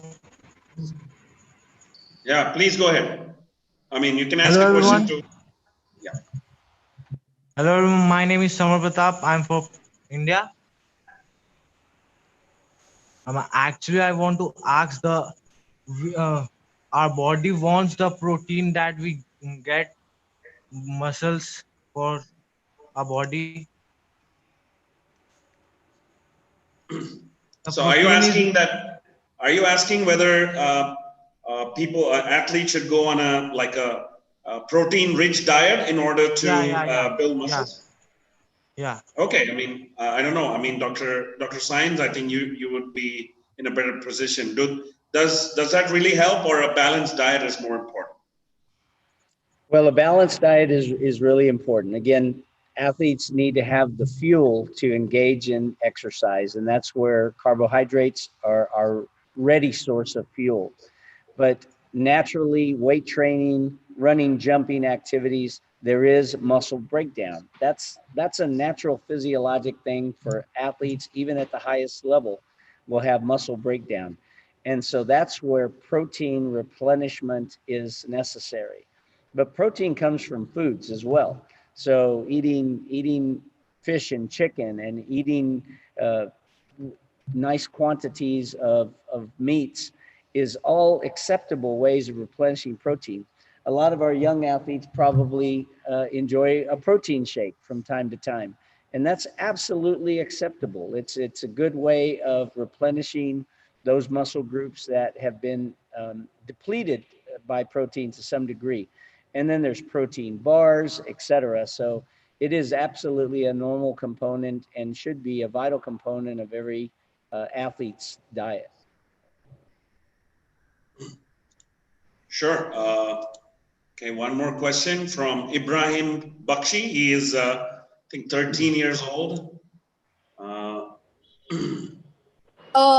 Yeah, actually, I can't believe it. I'm really excited, and thank you all the coaches for reaching out to India. I mean, like, I thank you all for reaching out to India and giving us this precious information. So I actually wanted to ask that which shoes will be appropriate to, I mean, no one wants a ACL tear. So which shoes will be appropriate to avoid such bad injuries? High tops, mid tops, or low tops? Like, do you prefer high tops? Do you recommend them? I can take that. I think that there was, as Coach Jones and I will know that if you didn't walk out on the court with high tops, that you weren't wearing the right shoes. But that's not what professional athletes are doing anymore. And we want athletes to feel comfortable in their shoe wear. Obviously, we want those shoes to be in good repair. You just can't wear the same pair of shoes for 2 years and expect that they're going to perform for you. I really think, and maybe Miley wants to answer that, you probably see people wearing high tops, low tops, and it just really, we don't really put much emphasis on that as team doctors anymore. We let the athletes wear kind of shoe that they feel comfortable in. And each player, all the feet are different, and so for the most part, for all the club members, players that I have, we make sure we strengthen our joints, because some of them, they want to play in low tops. They feel, more free in low tops, and some of them have to have high tops. So what we do here, we make sure everyone strengthen their joints with their ankles and their knees, just to be, fit when they go out and play. So just make sure you have on basketball shoes. There's some kids that will show up in running shoes because their basketball shoes hurt their feet, but you can't get on the court like that because you're definitely on your way for an injury. Yeah. So just to really add on to that, I really like to play in low tops. And I think what's so good about basketball shoe science that's, really being trendy right now is low tops. They provide a ankle cushion right below your ankle. And I think that's been really good. I think Kobe Bryant's shoe was really one of the first low tops to do that. And that's really been awesome because I know low tops before, there was no ankle cushion before. So, there's basketball players that get nervous. They're like, oh, I'm wearing low tops, ankle injuries. But, like Dr. Sine said, and, Coach DJ said, make sure you have that, strength and conditioning and make sure you're strengthening your joints because that's really going to help. And I know a lot of kids that I run into, players too, they're really high tops only. But I think what's a good basketball shoe science that's out now is the low tops. They have that ankle cushion under. So it kind of pulls away from, being nervous of a ankle injury. But for me, I feel a low top, basketball shoe, I have a little bit more flexibility. My cuts are a little bit better. When I wear high tops, I feel like I could play in any shoe, but high tops, I feel like, oh, my ankle, it's just so tight. But, you definitely can mentally, you already feel that ankle support. But just for me as a player, as a guard, I really like to play in low tops. Thank you. I would like to ask the players behind the question. I know,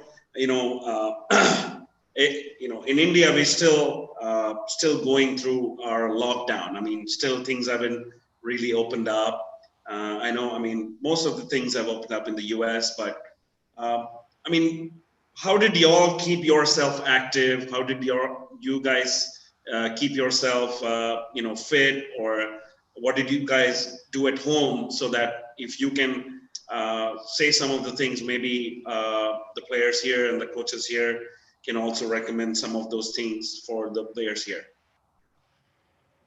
Giuseppe. I'll take that. I was fortunate enough to get a weight set for Christmas this year, and so over quarantine, I actually gained 20 pounds of good weight, which is really good for me because I'm also playing football, and there was a field not too far from my house, and I was able to go there and do some of these agility drills and get a lot quicker and faster over this break, I guess. And also I was coming off an injury, so that was pretty good for me too as an athlete. And with that, we have a lot of players that still want to come in the gym and work. And so we sanitize the gym twice a day, in the mornings and in the evenings. And every player that comes in have to wash their hands, then have to get hand sanitizer when they enter the gym and when they leave. And so we make sure we take the necessary precautions to make sure we stay as healthy as we can, and letting the kids know the more we continue when we go out to wear our masks, when we keep our hands sanitized and keep the gym sanitized, that gives us the opportunity to be able to come in the gym and work on their game more often than if we test positive, then we have to, quarantine until, we're better. And so everyone here has been doing a really good job of not only taking care of themselves, but help taking care of others. So I've been very fortunate to have these kids and their parents help support us in that area. Thank you guys for being here and showing us those drills that really help get a visual of how the drills are conducted. It's so much easier to understand. But just before we go, one few last questions is Dr. Sines. I mean, as I mentioned, we are just at the end of the lockdown, and people are just trying to get back to normalcy, and so most of them are, probably going to hit practice again. Do you have any recommendation in terms of what they should be doing so that they don't stress themselves or injure themselves, and how slowly that they need to progress? I think it's really just being, using a little bit of common sense, in that when you really were removed from your environment, you couldn't train at your schools or you couldn't train at your local gym, and you had to improvise. It's realistic that there was a drop off potentially in strength and speed. And so when athletes come back into that environment, I think good coaches have realized that. And so the progression has been there, that athletes start at a slightly lower level. So I think it's really, don't expect too much of yourself too soon. And then, frankly, a lot of athletes got out of shape. They simply got out of shape, and their dietary habits changed. They weren't exercising to the same degree where they could get away with things the way they could because they were burning calories. So it's back to adherence to a good diet, and then regular forms of cardiovascular exercise is really important. It all starts with cardiovascular endurance, and then you move on to strengthening and flexibility, and then you start hitting your sports performance. And so it's really just being prudent and realizing that this is something that none of us have ever dealt with before. And so it's just been adjustments for everybody at every level. Thank you. And well, let me see. One last question of the day, and it's from Israel Fernando. He asks, can weight additions to the body help improve isolation moves under pressure? A big challenge during the COVID situation has been to work moves under defensive pressure. Can it be tackled by adding weight to the body, like wearing a bag with some weight? If not, is there any other solution to tackle this situation? Who wants to answer that? I think the player should answer Yeah. that one. So I think when we're in this situation with the pandemic, and you want to work on your isolation moves, definitely one thing I think works the best is when you saw the kids when they did ladder, because you don't really have access to your gym. Maybe you don't have access to a hoop. But you're still working on your lateral movement, and that's really what isolation moves are, your lateral movement. And so when you saw Giuseppe, when you saw Pat, you saw Keshav and Dakshin, they're doing their ladder and they're keeping up that foot speed. And so that really helps with just maintaining that rhythm. And so when you do finally get a basketball in your hand, and let's say you still don't have a hoop because of the pandemic, you still have that foot speed and you can still work on your ball handling, moving side to side and working on that isolation move. But I think if you were to add weight, I wouldn't say it's not going to slow you down. Of course, you're going to get stronger, but you do want to maintain that speed and quickness, because that's really what an isolation move is, that speed and quickness, beating one defender and then, making another move to beat another defender, going in for a layup or possibly, making an assist play. So, I definitely think keeping up that speed with the ladder and even the jump rope, but the jump rope is more of a full body workout, but keeping that foot speed is really going to help. Thank you. I mean, that really helps. I hope everybody takes inputs from Coach David Jones, Coach Dr. Paul Sines, and of course, Miley. Thanks for your perspective as a player. And I hope you get to go to Vietnam pretty soon. But anyway, it was a very interesting session, and at least I learned a lot, and I hope the coaches, the players, everybody got to ask their questions, get their questions resolved. Shivam, anything to add from your side? If not, then we can ask everyone to just say their thank yous, and we can end the session. No, I just wanted to say thank you to everybody, Miley, Coach Jones, Dr. Sines, and all the players out there for both showing us the drills about strength and conditioning, and then Dr. Sines explaining about injury prevention, sports science. I think it was very helpful, definitely learned a lot, and a lot of great takeaways. So thank you to everybody. Enjoyed it very much. Good. Thank you all. And guys, thank you for getting up early in the morning, being here and sharing your expertise with other people in other countries. And I really appreciate you guys being here. I promise not to work you as hard next training session. Thank you. Oh, I'm sorry. No. I was just going to say, please carry on. Thank you guys so much for, listening in and watching us. And thank you guys for having us. I really enjoyed, the little drills that we could share. And I know these players really enjoyed being here and sharing their expertise with you. So thank you guys for having us. Thank you so much, everybody. And if you all require certificates for this session, please email us at info@ekalavyas.com. That is info@ekalavyas.com. And we'll take care of that. And of course, if you have any specific questions, please email it to us as well, and we'll try and get them answered as well. So good luck, everybody. Thank you once again for being there bright and early on a weekend. Dr. Sines, it was extremely exciting to talk to you, and hope to have another session pretty soon. Thank you so much. Thank you. Thank you. And before we leave, and just quickly give a shout out to the Patel and Kumar show every Thursday now with the NBA restart. Tune in every Thursday, 7 p.m. India time for the best basketball coverage. All right. Yeah, thank you. But sorry, Shivam, I forgot to have that video queued up. So we won't. I mean, I don't think we can have the video queued up, but I think that was our plan to do it. But once again, thank you. Yes, tune in to the Patel and Kumar NBA talk show, and so all the NBA news. Don't watch any of the other news. Just watch Patel and Kumar NBA talk show. Thank you. Thank you. I'll see you Thursday, Vinod. See you Thursday. Bye. Awesome.